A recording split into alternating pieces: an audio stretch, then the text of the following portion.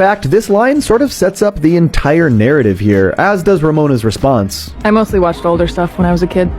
You know, Columbo reruns. Ultimately, this series is embracing the fact that these are new explorations of the same characters and themes. It's the same actors playing two different versions of the same characters, so it almost had to be the entire movie cast reprising their roles. It really hammers this idea home. Plus, the way these characters are re-explored in this alternate timeline are through Ramona's investigation, hence the Columbo nod. Also, Columbo rips, you should watch it. I have never been happier with the series' decision to take a huge swing like this one does. It's the antidote to the biggest issues with modern reboot culture. I thought I wanted to see a faithful retelling of the story of the graphic novels, but as episode 1, which is largely faithful to the book, was playing out, I kept thinking, why does this feel so hollow? Did we actually need to see this story again? It's honestly why I don't have any patience for the people who are throwing a fit about these changes. Episode 1 is without a doubt the worst of the series. The show didn't take off, so to speak, until Scott did. And while I understand being a little upset that Scott is only heavily featured in 3 out of 8 episodes, the show is still about Scott. With him at the center of Ramona's investigation, we learn a ton about him and his relationships through this narrative. And it isn't just a retread, it's an examination of the same characters, themes, and ideas from a new angle, and that is so damn refreshing. I cannot relate to people who want the same narratives regurgitated and delivered in new forms over and over and over again. The graphic novels are excellent. The movie is excellent. They also already exist, and anyone can enjoy them. They're out there. Instead, we get a new Scott Pilgrim story from the creator of Scott Pilgrim. A story that allows expansion on characters who didn't get as much screen time previously, one that allows the narrative to evolve and investigate itself in a new way, and we were given something that potentially offers a brighter future for not just Scott himself, but for the franchise. One of my favorite things about this series is specifically that characters who did not get a spotlight previously are featured heavily, with one of the best and most prominent examples being Matthew Patel. In both the books and movie, Patel shows up and is eliminated pretty quickly. We get the same basic backstory with Ramona, but not much else. But once Patel beats Scott, damn does he rise to the occasion. The second episode is